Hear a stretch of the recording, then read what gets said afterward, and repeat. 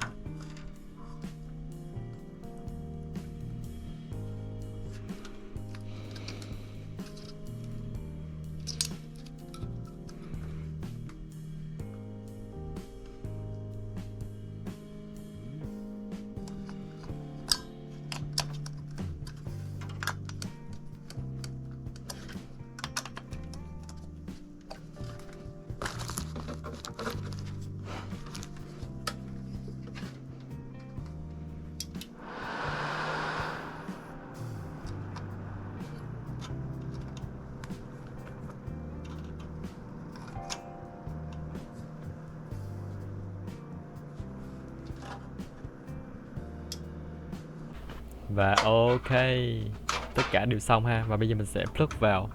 Thì đây là trước khi mình thay cái motherboard với lại con kẹp màn hình. Tại vì hai cái đó nó bị lỗi mọi người, kẹp màn hình này bị hư.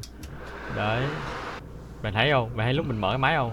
Kẹp màn hình nó rú ghê luôn. Nhưng mà này nó lên này các bạn, nó lên. Đó, lên được cái win rồi. Đây, thì chung là mình sẽ cài win ha.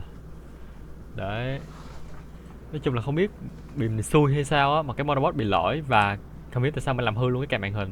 Thế là mình phải đổi, mình phải mua cái khác. Đấy.